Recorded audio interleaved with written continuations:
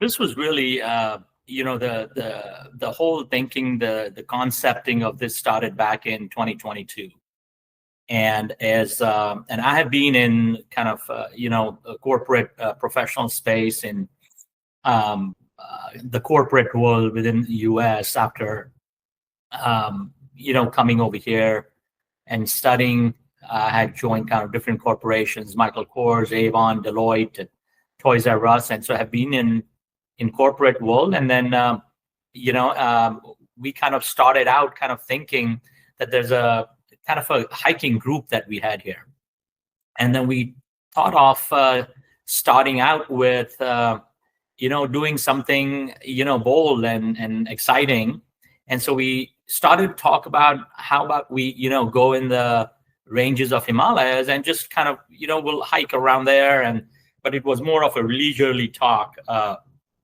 And we'll do some hikes, come back, and things like that. But then as a larger group started to talk about, a few of them started to drop off, and then the folks that remained were really quite upbeat about taking on challenges, and that's how it all started. As we started to think about, okay, can we take on more difficult hikes and whatnot? And someone popped in that, how about we go all the way to Everest Base Camp? And so one thing led to another, and something I also mentioned in my book about, then we really have to think about the why part of the journey, which is really around why do we want to take this on, right? And it was all around just the challenge, the adrenaline, but then also something fulfilling as well, right? As at the stage of our careers and our life that we were in. So that's how everything started. And then we started to kind of do a lot of due diligence, preparation, getting understanding that, is this something we can really take on, right? Are we fit for that mentally, physically? And so we started to do a lot of research, online research, talking to different people who have been there, talked with few guides who kind of take teams up to the Everest Base Camp. And then gradually we felt, and we came at a point where we felt that this is doable, although it requires some more fitness training and things like that. So we started kind of doing that. This was like about 6-8 months before the journey had to begin, and that's how the whole planning started. And as we kind of started out, as much as planning that we had to be doing, we certainly did a lot of planning, a lot of preparations regarding our gear and understanding of what a day looks like over there. But as we started out then, and we reached all of different people reached to Kathmandu, where the journey began, we started out with actually, because of the weather constraints and weather changes that happened there, we had to fall back on our plan B, which was, to fly from another airport and drive there and whatnot. And even then plan B started to kind of fail. And because there were a lot of tourists, a lot of backlog there. And then it felt that if we waited for that plan B, then it would take on, another, we don't know, it may take, a few days for us to just sit it there. And then everyone also had kind of their time constraints as well to be back, in their normal chores. And then, so eventually we reverted to plan C, which is really where we had to drive 19 hours somewhere in very outskirts and remote part of Nepal, and then start our hike over there. And that is where really where our journey began. And that's what I also describe in the book. And the motivation, I think, as we started to go through it, and really mesmerizing scenery around us and really challenging experience. But then as I came back, I actually even as I was going through it, I was always thinking about how do I capture this? And but obviously, right, every day was a new day. We went through like all different weather patterns at different times in the 12-day kind of journey we had.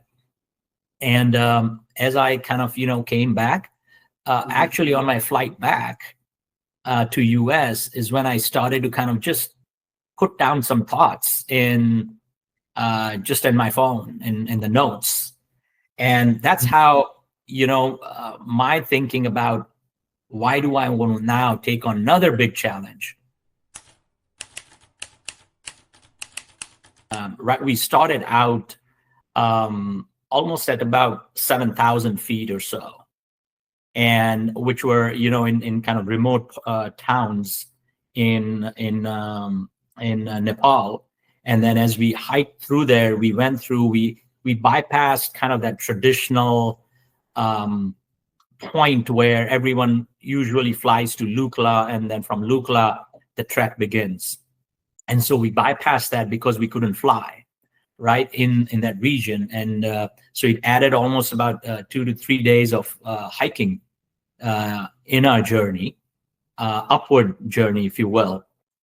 And then we basically met up with our original kind of schedule, starting from Namche Bazaar. And once we were at Namche Bazaar, that's where we really saw kind of the first time how the life was up in the mountains at 10,000 plus feet, and how they lived on a day-to-day basis, where some of us were starting to kind of feel now the altitude pressure there. But after really kind of deflating there a little bit, taking a break, because it was a acclimatization halt on our way. As we started to go up, we came across really beautiful and very spiritual town called Tangboche, which is where one of the largest Buddhist monastery is situated there as well. And that's where we really got a beautiful view of the Everest in the backdrop of this monastery. And we spent time there, and a very spiritual experience. And then onwards from there, then we went through different towns before we reached Gorakshep, which was the last town before the Everest Base Camp. And then once we reached there, that is when we started to realize that, okay, we can see now the end of the tunnel here. And as we kind of approached there, we started to really feel our pace had slowed down significantly, because at that point we were closer to almost about 16,000+ feet in altitude. And some of us, had to take kind of the horse ride to EBC, but there were a few of us that we kind of also ventured all the way to EBC. And then once we reached there, it was, and even the journey itself, it was truly mesmerizing to see the Everest peak at the closeness that we saw there. And it was almost like you were on a different planet, because there's also the base camp itself is on this Khumbu Glacier, if you will. And once we landed there, it was certainly, mission accomplished kind of feeling. But at that point, because of the experiences that we had went through over the last, 11-day hike that we reached there, it was a truly very surreal feeling. There was excitement. There was truly total awe in terms of what this, what is this planet here, right? There was a thinking there. And then certainly a larger feeling was that all of the team members that we were together, everyone made it all the way. That even as we were kind of doing our due diligence and understanding, don't put yourself under a pressure that this is something, right, you have to go all the way. And that is where we were told as well that don't let your ego come in the way of your journey. And oftentimes, because everyone's bodies react differently, you don't know how your body is going to react.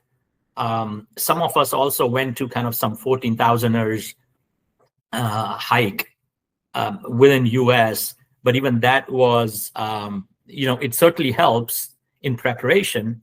But I think the biggest thing was the way we kind of took, the attitude we took was our high we will go would be the highest we would have ever been. And if we can make it there, that's great. If not, we have to listen to our body first. And I think that is something that really helped us, because we were making sure that everyone, right, not just on our individually, but all of us within the team were prepared for that. And that was the first part. Then the second part was that once you have your ego on the side, how do you prepare for it? Right. And so everyone kind of made sure in terms of a preparation, as many hikes that we could do here with the core strength kind of development. We kind of certainly prepared for that. And then there are a lot of research. And also, I think one important part is also finding the right guide and the Sherpa team that goes with you. And it also depends a lot on their understanding of the terrain, their understanding of different situations that we would come across. I think I call out one of the chapters that I write about, right, as I called it the 10-11, right, and which was October 11th. And for us, it was like, such a challenging day where after having kind of worked initial days around, as we talked about, right, that we had to go through Plan C. And so it had added quite tedious trekking in the initial days. And then once we came into on 10-11, that day is when we started out as a normal journey. And then we found out that there was on our way there, on our way to our destination, there was a mudslide that happened, and which is fairly common in that region, right? You would literally, when we hiked, you would hear different mudslides happening in different parts of the mountains in different places. And so it had just happened on our trek, and so we were told that we need to actually go quicker and before the military comes there to clear the path. Because if the military comes, that's going to delay, and they take hours to kind of fix that and do all that. And so the question was that, oh, really? But then how are we going to go through it if it's not ready? And so we started to, we trusted again, right, the guide and the Sherpas that were with us. And so when we hit that place, that is when I think the highest risk, if you had to say, was at that moment where it was literally a mudslide had happened. And there were a few other groups as well with other Sherpas. And what they did is they created a small kind of pathway by obviously Sherpas going first and kind of pressing down the soil there. And then they stood on the side where it goes down and then have us walk through. in that through the mudslide. And when you see actually from away, you could literally see that if you're gone, right, you're down, going all the way down. And I think that is where each one of us very carefully and with the help of the Sherpas had to kind of pass through that. And then once we kind of came out, there were a few other hurdles that came about where, one of the things I also mentioned is that we also, as we live there with people, right, the locals and even the local herds. And so they use this path, the hiking path as well, to do their daily chores. So there's a stream of cows, that will be going, or mules that will be kind of going up and using that same pathway that we would be trekking on. And so we have to respect when they come because it's a very narrow path, and then you have to let them go, right? So many times you have to wait on the side, and that takes up a lot of time as well. So what happened on that day is that we knew that because of this makeshift plan C that we did, that it also depends on where are we getting our next tea house stop. Because these reservations were all impromptu reservations now that we were making. Because our original path was starting from Lukla on, and we couldn't get on that path. So as we were kind of tracking, the guides would be making calls in different tea houses further up, thinking how far can we advance and whether tea houses are available. And since everyone were kind of looking at this alternate paths.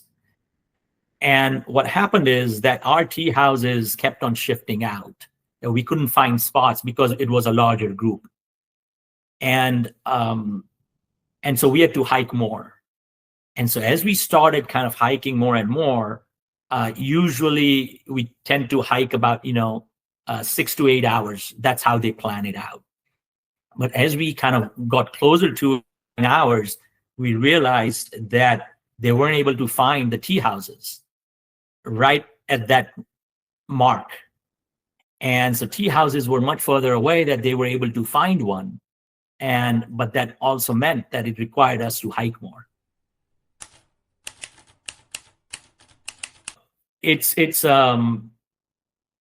truly the journey was very surreal. And one thing, even if I can inspire even one soul from this book to kind of take that on, yes, there are challenges there, but if you prepare for the journey, it will be worth it. It's something that you would not have experienced anywhere in your lifetime.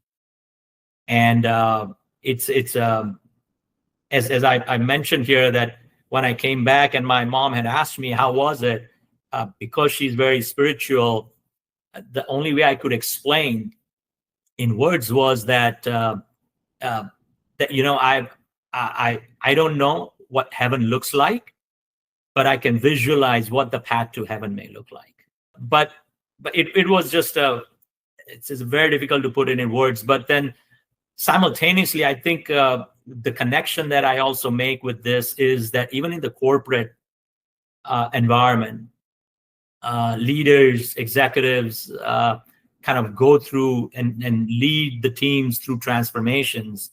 And then oftentimes the experiences, the challenges that you come across all the way from preparing or understanding that why do you need to transform, and how you kind of take the organizations through transformations, and then recognizing that there will always be challenges where at times you may have to start out with plan C, even though in spite of all the preparations you're doing, but then the steadfast leadership and the confidence kind of takes you through the journey.